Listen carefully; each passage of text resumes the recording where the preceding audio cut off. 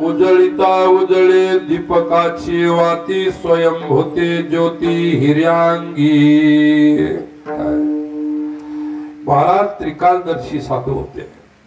काय भूतकाळ आहे, वर्तमान काळ आहे, पुढे भविष्य काळ येणार। साधू त्रिकालदर्शी असतो, लक्षात ठेवा। सत्पुरुष महात्मा हे जीवनच वेगळं असतं, लक्षात घ्या। मला एवढं सांगायचं, तुकोबारांनी भूतकाळावर जास्त विचार नाही केला। जे दिवस आपल्या जीवनातून निघून गेले त्याच्यावर विचार करण्यात काही अर्थ नसतो, कारण ते अतीत झालेलं आहे, ते समाप्त झालेलं आहे। ते दिवस आपल्या आयुष्यातून निघून गेले, ते एकही दिवस पुन्हा परत येणार नाही, म्हणून त्याची चिंता किंवा चिंतन करायचं नाही। भविष्यात आपण असं करू, तसं करू, हे करू, ते करू, त्याही भानगडीत जास्त पडायचं नाही। फक्त वर्तमान काळ सुधारला पाहिजे। माणसं म्हणतात मी आज दारू पितो पण भविष्यात पिणार नाही। आजची दारू सोडणं हे महत्वाचं आहे, भविष्यात प्यायची का न पिवायची भविष्य यायचं राहिलेलं आहे। आणि भूतकाळात तू काय बर्बाद करून टाकलेलं आहे त्याची चिंता करू नको, पण तुझा वर्तमान पवित्र झाला पाहिजे, वर्तमान सुधारला पाहिजे, तुझ्या वर्तमानात परिवर्तन आलं पाहिजे, लक्षात ठेवा।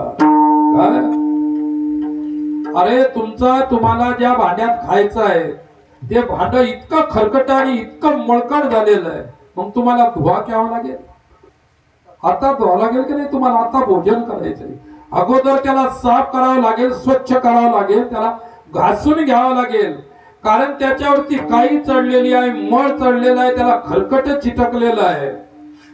तुकोबाराय तेच म्हणतात, उजळिता उजळे दीपकाची ज्योती। आता दिव्याची ज्योत आहे, विठ्ठला विठ्ठला।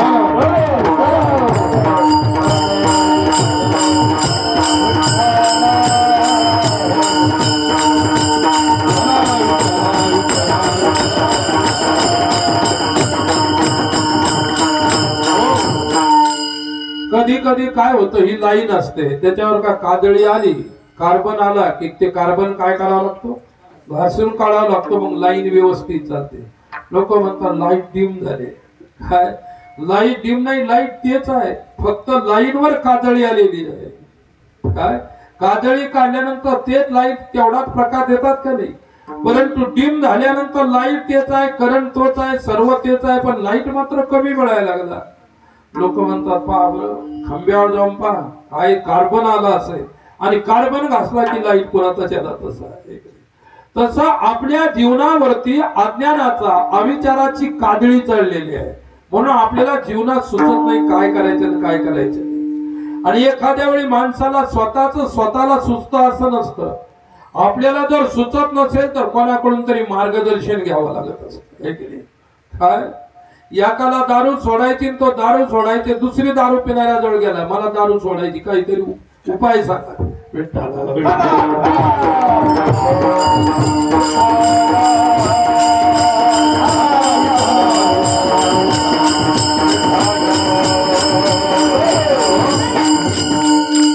तो ज्याला काय उपाय सांगणार आहे, हा जसा आहे तोही तसाच आहे, जशाला तसे आपले उपाय मिळत असतो का? एक चांगला पाहिजे, एक बेकार पाहिजे, म्हणजे काहीतरी चांगला माणूस त्याला बेकार माणसाला उपाय सांगत असतो। काय स्वतः जीवन सुधारल्याशिवाय आपण इतरांची जीवन सुद्धा सुधारू शकत नाही, स्वतः आपण क्लिअर असल्याशिवाय इतरांना क्लिअर करू शकत नाही। स्वतः जो घाणेरडा आहे, मळालेला आहे, अविचारी आहे, तो दुसऱ्याला काय विचार देणार आहे? काय विचार देणारा सुद्धा विचारवंत असला पाहिजे। परहित सारी धर्म नाही भाई,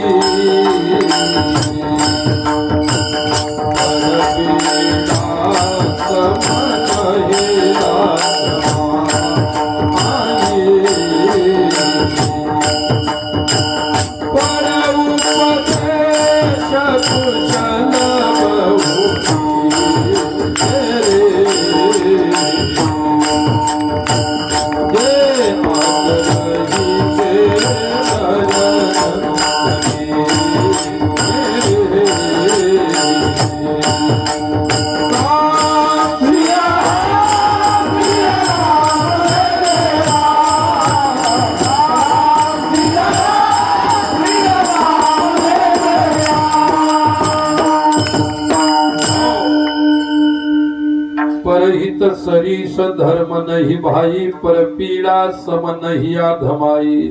परोपकारासारखा धर्म नाही आणि परोपकाराय सता विभूतया. परोपकारी निस्वार्थ रूपाने जर परोपकार करणारा जर कोणी जगामध्ये असेल तो फक्त साधू आहे. विठ्ठला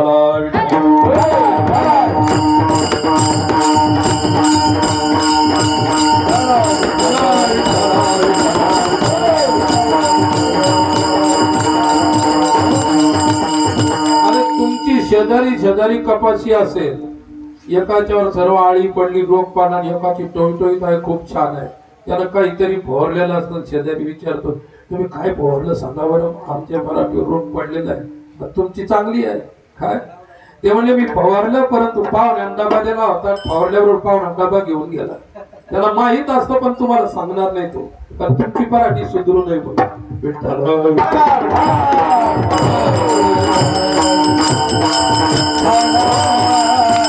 स्वार्थी कधी उपकार करू शकत नाही, लक्षात ठेवा.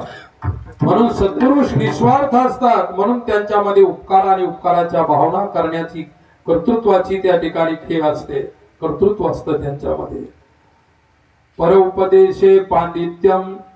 काही काही दुसऱ्याला उपदेश करण्यामध्ये पटाईत आहे.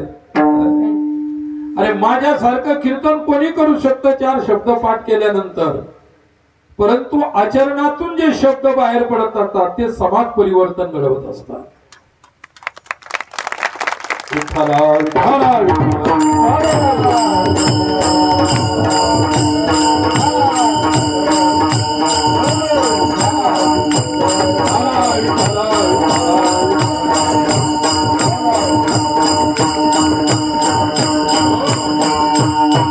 काशीला आम्ही ज्यांच्याकडे वेदांत शिकत होतो ते आमचे गुरु महाराज होते, योगींद्रानंदजी महाराज. उदासीन आखाड्याचे संत होते, प्रकांड पंडित विद्वान. अवघड ग्रंथावर कोणी हिंदी भाष्य करू शकलं नाही, गुरु महाराजांनी केलं. त्यांनी ते कधी प्रवचन हे वगैरे भानगडीत पडत नव्हते. एकदा उदासीन संप्रदायाचा फार मोठा कार्यक्रम होता काशीला आणि महाराज विद्वान असल्यामुळे त्यांनाही आमंत्रण देण्यात आलं. आम्ही विद्यार्थी होतो. त्याकडे म्हणाले मी काय कधी प्रवचन केलं नाही, माझ्या पुढे कोणताही ग्रंथ ठेवा मी त्याचा पाठ सांगू शकतो, पण आपल्याला प्रवचन वगैरे काही केलं नाही आपण. परंतु आता म्हटलं गुरुजी तुम्हाला बोलावलेलं आहे तर जावंच लागणार आहे, नुसतं बसून राहा. याचा अर्थ त्यांना काही येत नव्हतं. प्रवचन वगैरे करणारे त्यांच्याकडे शिकलेले होते सर्व. अरे मग तिथं गेलो, मी सुद्धा विद्यार्थी होतो, गेलो त्यांच्या सोबत. गुरु महाराजांना त्यानं त्यांच्या विद्वत्तेप्रमाणे त्यांना दिव्य आसन वगैरे बसायला दिलं. सर्व महात्मा आपापल्या आसनावरती विराजमान होते. एक एक जण प्रवचन करू लागला. ते महाराज योगेंद्रानंदजी महाराज ऐकू लागले. ते म्हणाले अरे बापरे, मला वाटतं प्रवचन म्हणजे काय फार चांगली गोष्ट असेल, किती लोक खोटं बोलतात त्याच्यामध्ये. असे खोटं बोलले चालतात, पण कीर्तनातून प्रवचनातून इतकं खोटं बोलायचं असतं का? आणि मध्येच त्याच्यातून उठले ते निघाले. अहो महात्मा आले म्हणजे थांबा थांबा थांबा, थोडस सत्कार आधी राहिलं. ते म्हणे सत्कार ते प्रवचन तुम्हीच करा, मला काही ते जमून नाही राहिलं, बुधबारल्यासारखं होऊन राहिलं. काय अरे बोलण्यामध्ये किती दोष करून राहिले, किती काय करून राहिले, काय बोलून राहिले, काही हिसाब नाही धरला, कुठून कुठेही लावून राहिले. काही वेळ आहे का? त्यांना काही ते आवडलं नाही, ते निघून गेले. मला सांगण्याचं तात्पर्य एवढंच आहे, बोलणं सोपं असतं आहे की नाही? बोलणं फार सोपं असतं, परंतु करणी करता कापे.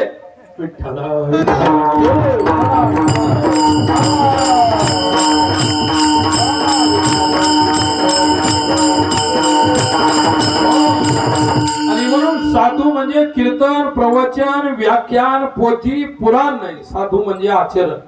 काय साधू म्हणजेच आचरण. त्यांना प्रवचन करता येत नसेल असेल ती गोष्ट वेगळी आहे. म्हणून सत्पुरुष एक वेगळे असतात. तुकोबारांनी काय म्हटलं आहे ते वर्म वेगळेची. साधू हे वर्मच वेगळं आहे, लक्षात ठेवा. खूप रंगून कीर्तन करता येतं म्हणजे फार मोठा साधू झाला असं नाही, तो झिरो सुद्धा असू शकतो. विठ्ठला विठ्ठला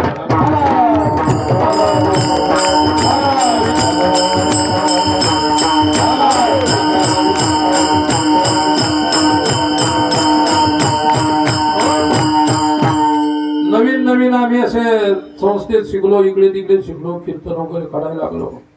आणि मी सुद्धा आता काशीनाथ महाराज वगैरे जसे टाळ घेऊन उभे राहतात, मी तसा टाळ घेऊन उभा राहतो बरं. आणि असे माझ्यासारखे पुष्कळ आम्ही सारखे वारके नवीन नवीन कीर्तन एका गावात सप्ताह सुरू होता. आणि ते कीर्तन ठेवलं महाराजांचं, तेही आमच्या वयाचाच होता त्यावेळेस. आणि मग आम्ही ते कीर्तन झालं, त्यात चांगला अभ्यास होता, खूप छान कीर्तन केलं, हे केलं. एकादशीचं कीर्तन त्याचं, द्वादशीचं कीर्तन माझं, काल्याचं. मग काही हरकत नाही. रात्री कीर्तन झालं आणि असंच वातावरण बिघडलेलं होतं. मग आता हे महाराज लोकांना झोपवायचं कुठं. आणि त्या काळामध्ये क्वचित एखाद्या वेळी बुद्धी व्हायची सत्यामध्ये बरं.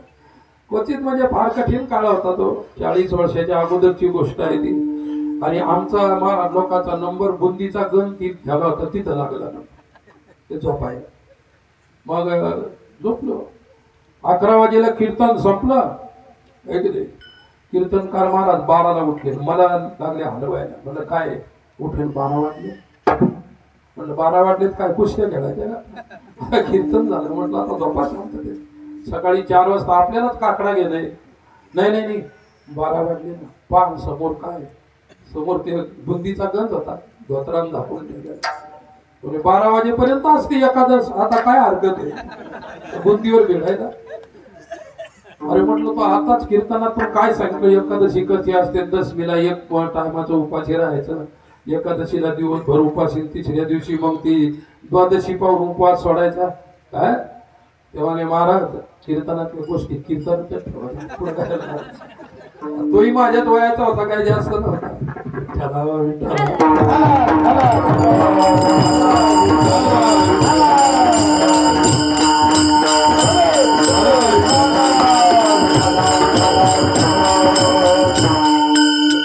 म्हटलं बा आपण आपल्याला काही जमणार नाही तुम्हाला, तेव्हा आम्ही जमवतो. ज्याला जमवायचं असेल त्याला जमवायचं, काय हरकत आहे. जे भिडले त्या कांदावर काय याच्या बुद्धीच्या 12 वाजल्यानंतर खायला काही हरकत नाही. पोट आपलं आहे की नाही, पोटाच्या लेवल प्रमाणे खायचं, भरायचं त्याच्यामध्ये. एकानं थोडं शिल्लक भरलं, 1 घंटा भरायला ठीक लागलं, मग तळमळ करायला लोळायला लागलं त्या खोली. आणि त्या काळामध्ये काही इतके दवाखाने नव्हते व्यवस्थित. काय मग आमचा दोस्त होता, मग आम्ही उचललं. म्हणलं कोणी दवाखाना असेल तर आमच्या गावात काय नाही, पण शेजारच्या गावात आहे. मग त्याला उचलून पण न्यायचं. जे त्याचे साथीदार आहे आम्ही त्याला आम्हालाच उचलून न्यावं लागलं. कशाची गाडी काय ती बैलगाडी आहे की नाही. रात्री बुंदी खाल्ल्यानंतर कोण गाडी देत आहे.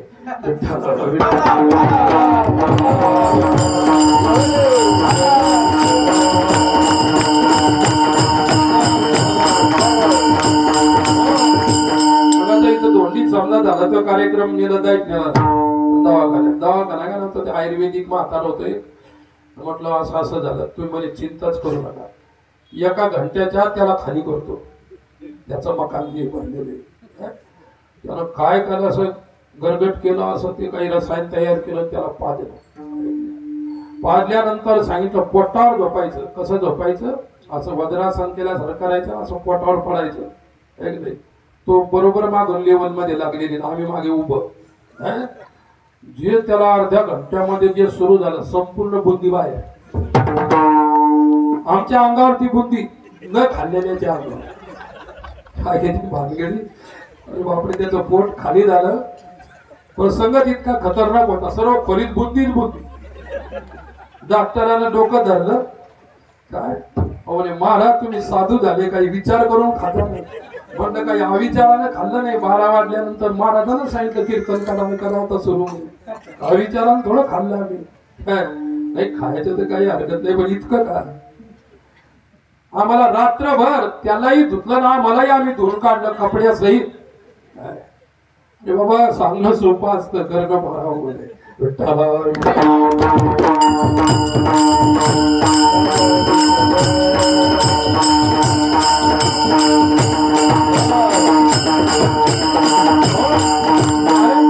दृष्टांत अदृश्य असतात. कोणाचं तरी कुठलं तरी आपण सांगत असतो दृष्टांताच्या रूपात. पण अनुभव फार मोलाचे असतात. हे काय हे दृष्टांत नाही, हे प्रत्यक्ष घडलेल्या घटना आहेत.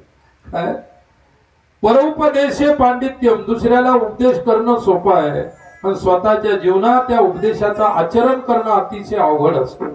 आणि जो ते करतो त्याला फक्त साधू म्हणतात. विठ्ठला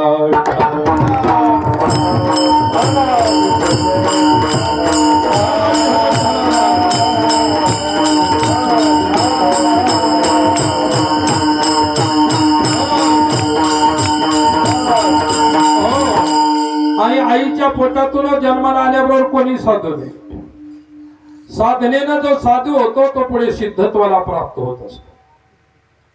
काही ब्रह्मकोटीतले संत असतात, सुखदेवांसारखे, उपजताची ज्ञानी हे वर्म जाणून आले लोटांगणी चांगदेव. हे सिद्ध पुरुष मावडी सारखे, ते स्वभावता सिद्ध आहे.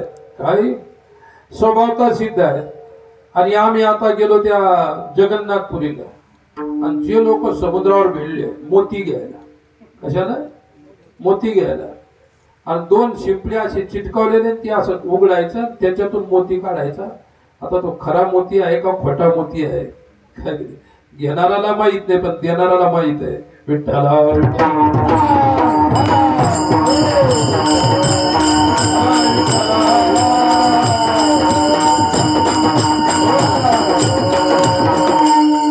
खरे कोण आणले खोटे कोण आणले, पण मला दाखवायला आले बाबा मोती खरा आहे का. म्हटलं ते दुकान असतं, त्या दुकानात जाऊन ती चौकशी करून घे. मी काय ते हिरा माणिक मोत्याचा दुकानदार नाही. म्हटलं ते खरे आहे का खोटे आहे. कारण काय असतं, खोटेच खऱ्यापेक्षा चांगले दिसतात. जे खोटे खोटे असतात ते खऱ्यापेक्षा चांगले दिसतात. तिथंच माणसं बसतात. एकानं इतके आणले गोंधळ भरून, म्हणजे किती रुपये झाले. 55,000 रुपये झाले. किती झाले. चांगले असे गोंधळ भरून आणले, म्हणजे 55,000 रुपये. मला सर्वात स्वस्त मिळाले. किती रुपये दिले त्यानं. आणि मी पाहिले ते मोती, काय त्याच्यातले फक्त 2च मोती खरे होते, आणि बाकी काय होते सर्व 100% खोटे होते. पण त्याला म्हणता येतं का खोटे म्हणून. 100% खोटे होते. मला एक सांगायचं, माणसं खोट्याला लवकर स्वीकारतात, आणि खऱ्याला स्वीकारण्यासाठी आपलं खरत्व लागतं. आपलं सत्यत्व असल्याशिवाय आपण सत्याला स्वीकारू शकत नाही. म्हणून हे ज्यांची आपण जयंती करतोय परम सत्य लोक होते. त्यांच्यामध्ये किंचित सुद्धा खोटपण नव्हतं. लक्षात ठेवा, ओरिजिनल हिरा होता तो. विठ्ठल हा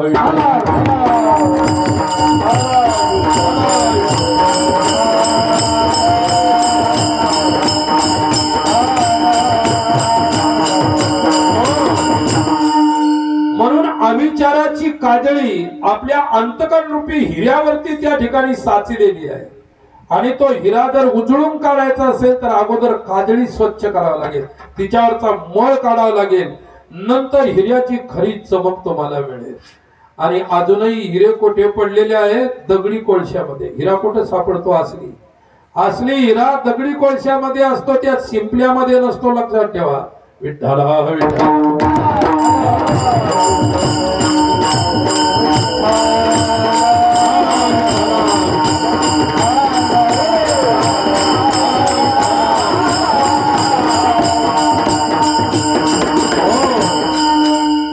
कोहिनूर हिरा कुठला आहे. कोहिनूरचा हिरा कुठला आहे. आपल्या देशातला. कोहिनूर हिरा जो होता तो आपल्या देशातला इंग्रजांनी घेऊन गेले. सोन्याची खुर्ची होती त्या बादशहाची, कोण घेऊन गेले. इंग्रज घेऊन गेले. छत्रपती शिवरायांची तलवार होती, कोण घेऊन गेले. इंग्रज घेऊन गेले. लक्षात ठेवा. काय इंग्रजांनी आपल्या इथलं संपूर्ण मूल्य जे होतं, मूल्यवान वस्तू, ज्या वस्तूमध्ये स्वाभिमान राष्ट्राचा दडलेला होता, सर्व चोरून नेल्या. सर्व चोरून नेल्या. लक्षात घ्या. विठ्ठला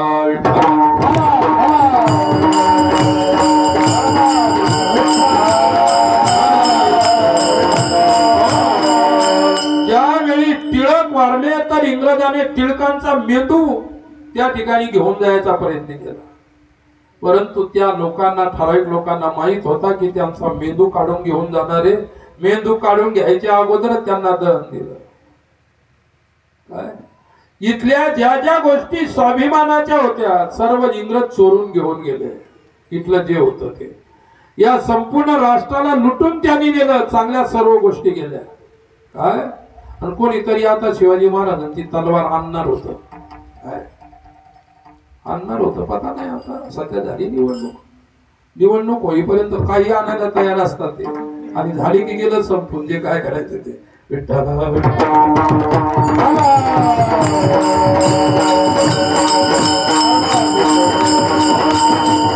आणि चाटा मारणाऱ्या खोट्या लोकांना तुम्ही निवडून देता म्हणजे तुम्ही चांगले लोक आहे का.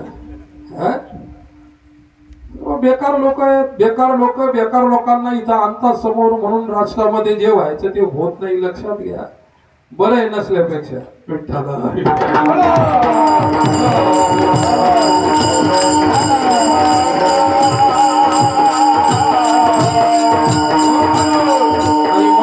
मी आता कार्यक्रम करत असतो मोठमोठे, इकडे तिकडे जातो. एक माणसानं मला कार्यक्रम विचारला, तुम्हाला मोदी कसे वाटतात. मला नसल्यापेक्षा बरे वाटतात म्हटलं. असं काही नाही. मी माझं उत्तर दिलं, ते शांतच म्हटलं, पुढे बोललं तरी काय. म्हटलं बरं आहे नसल्यापेक्षा बरे. त्याच्यावर कोणाला वाईट म्हणायचं. अरे माणसं कोणती असो ती आपलीच माणसं आहे, लक्षात ठेवा. फक्त आपल्या माणसाने आपला घाम राष्ट्रासाठी गाळला पाहिजे, ती माणसं मात्र चांगली. विठ्ठला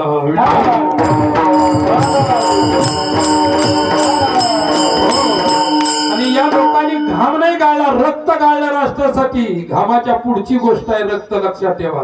रक्त हा राष्ट्राचा मूळ स्वाभिमान आहे, अस्मिता आहे, लक्षात ठेवा.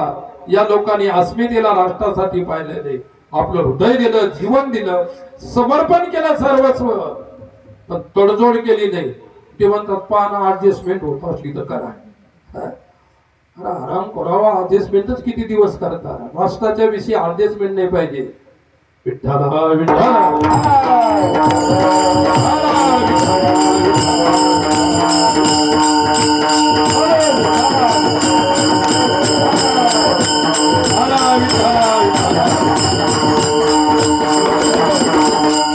अरे निवडून कोण देतो, कोण खोके घेतो, कोण कुठे पळून जातो. तुमचं बरं आहे जरा स्वामी म्हणून बरं वाटतं.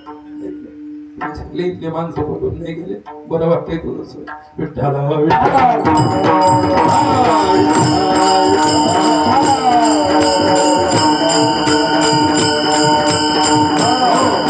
राजनीती हा आपला विषय नाही, लक्षात ठेवा. माझा तर नाही, परंतु राष्ट्रहितासाठी आम्हा लोकांना सुद्धा काही गोष्टी जरूर बोलाव्या लागतात. काय आम्ही जे सांगू, आमचा प्रभाव ज्या समाजावर पडेल त्या लोकांचा पडू शकत नाही. काय खोट्या विचारांचा कधीही समाजावर प्रभाव पडू शकत नाही. आम्ही नाही बोलत, आमच्या वैष्णवांचे, साधूचे, महात्मा पुरुषाचे, संतांचे वचन तुमच्यापर्यंत पोहोचण्याचं आमचं काम आहे. तुका म्हणे मद धाडिले मार्ग हा सोपा सुखरूप. आम्हाला फक्त त्यांनी मार्ग, त्यांचे विचार सांगण्यासाठी ड्युटी दिलेली आहे. ती ड्युटी आम्ही तेवढी करत असतो.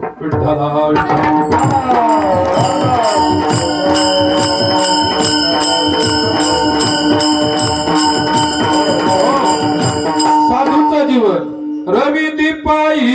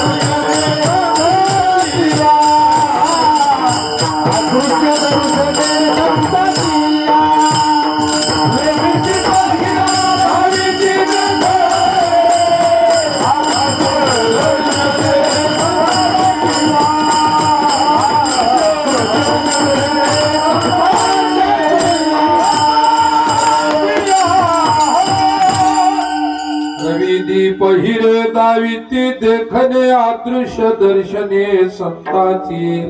रवी, दीप, हिरा, काय स्वप्रकाश आहे का परप्रकाशित आहे ते? त्यांना स्वयंचा प्रकाश नाही, ते परप्रकाशाने प्रकाशित आहे. काय सूर्य सुद्धा परप्रकाशाने प्रकाशित आहे. न तद्भासयते सूर्यो न शशांको न पावकः न तत्र सूर्यो भाती. सूर्याला स्वतःचा प्रकाश नाही, सूर्याला आत्मस्वरूपाचा प्रकाश आहे. आत्म्याच्या प्रकाशाने तस्य भासा सर्वंग विभाती. उपनिषद सांगतात, शास्त्र सांगतात की तो परब्रह्माच्या प्रकाशाने सूर्य प्रकाशित आहे.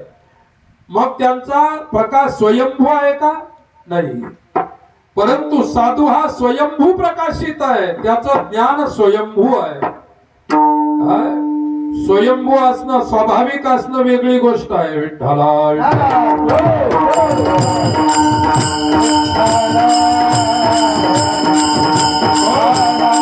एक दिवस कृष्णाच्या पोराची डोके फिरली. कोणाच्या पोराची? ज्याने जगाला गीता सांगितली ते भगवान श्रीकृष्ण. आणि एक दिवस त्यांची पोरं प्रभाग क्षेत्रामध्ये आली आणि भगवंताला निर्धामाला जायचं होतं म्हणून ऋषी लोक प्रभात क्षेत्रामध्ये येऊन बसले होते भगवंताचं निजधाम गमन पाहण्यास. पहा दुर्बुद्धी कशी असते. कोणाची मुलं आहेत? देवाची मुलं आहेत. मग देवाच्या मुलामध्ये दुर्बुद्धी व्हायला पाहिजे ना? अरे तुमचे आमचे सामान्य पोर आहे तर त्या ठिकाणी सामान्याची पोरं काही होऊ शकतात, है की नाही? जशी जशी संगत लागेल, जसं संस्कार लागतील तसे होऊ शकतात. देवाची मुलं आहेत ना ती. आणि देवाची मुलं आले फिरत फिरत आणि एकाला काय केलं, जांबवतीचा पुत्र सांब होता, त्याला स्त्रीचा वेश दिला आणि तिला गर्भवती स्त्री बनवली. पोटावरती कपडे गुंडाळून हे करून बांधून तिला गर्भवती स्त्री बनवलं आणि तिला पुढे केलं. आणि ते पोरं ते बाकीचे भाऊ मागून लोटत लोटत लोटत आणि ते सप्तऋषी तिथं बसलेले होते. आणि ऋषी मुनी आपले जप तप करत होते गेले. महाराज त्यांनी काय म्हटलं, साधू खरे काय खोटे भाऊ? काय भाऊ? साधू खरे आहेत का खोटे साधू आहेत? का नुसते नावाचे साधू आहेत का खरे आहेत? परीक्षा कोणाची घ्या, पण साधूची परीक्षाच्या भानगडीत पडू नका. स्वतःचा विनाश करून घ्यायचा असेल तर त्यांच्या परीक्षा घेतल्या पाहिजे. लक्षात ठेवा, साधू म्हणजे प्रत्यक्ष अग्नी आहे. लक्षात ठेवा, तुमचा अविचाराचा कितीही कचरा त्यांच्याजवळ जाऊ द्या, जाळून भस्म केल्याशिवाय राहणार. आणि मग काय झालं, गेले घेऊन. आणि त्यांनी इकडं ठरवलं की आपण खरे साधू असले तर खरं सांगतील, खोटे असले तर मग ते सांगू शकणार नाही. तिला केलं पुढं असं सांगितलं, महाराज ही आमची सून आहे, आमची बाई आहे, हिला मुलगा होईल, अवसित कन्या या कन्या होईल या पुत्र होईल हे सांगा. आम्ही तुमच्याकडे घेऊन आली, ती स्वतः विचारायला लाजते आहे. काय साधू म्हणतो, सांगतो ना मी तुम्हाला काय होईल. साधूंनी सांगितलं, मुशलम कुलनाशनम. काय होईल, हिच्या पोटून मुसळ जन्माला येईल आणि तुमच्या संपूर्ण यादव कुळाचा विनाश करेल. कोणाची पोर आहे? देवाची. बिघडलेली इतक्या चांगली आहे, पण तुमची पोरं कधी मध्ये बिघडली ती इतके नाराज होत जाऊ नका. झाले बिघडले तर आणत जा आमच्याकडे, आमच्याकडे त्यांची पाठशाळा आहे.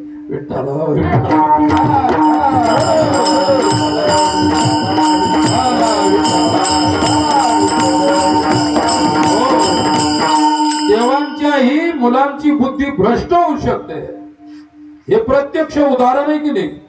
आणि मग विचारलं, म्हणजे मुसळ होईलीच्या पटून जन्माला तुमच्या कुळाचा नाश करेल. काय करायला गेले होते?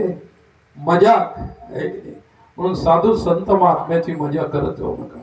विठ्ठला विठ्ठला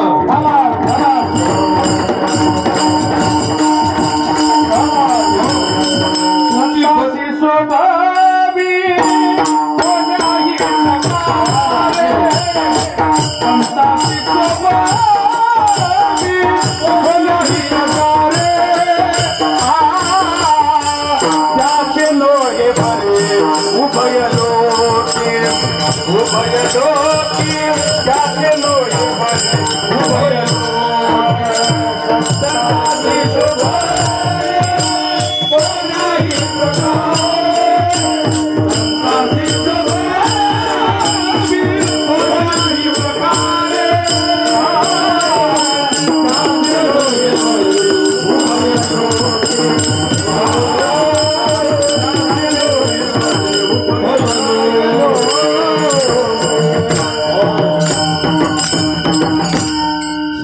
कोणाची क्षोभवे कोण्याही प्रकारे त्याचे नवे बोरे उभय लोकी इहलोकामध्ये परलोकामध्ये सुद्धा त्याचा कोणी उद्धार करू शकत नाही. म्हणून संतांची मजा करू नका. बरी नव्हे थट्टा बडा बड्या असे लावला बट्टा करू नये थट्टा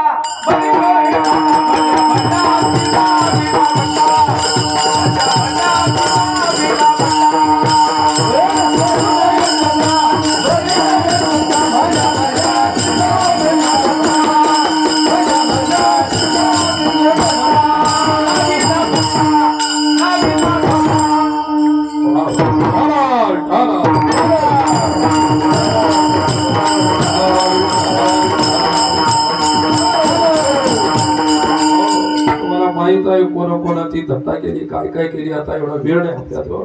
तर मला एवढंच सांगायचं आहे, साधूला त्या ठिकाणी कोणत्याही प्रकारची त्यांची परीक्षा घेऊ नका, त्यांची मस्ती करू नका, मजा करू नका. काय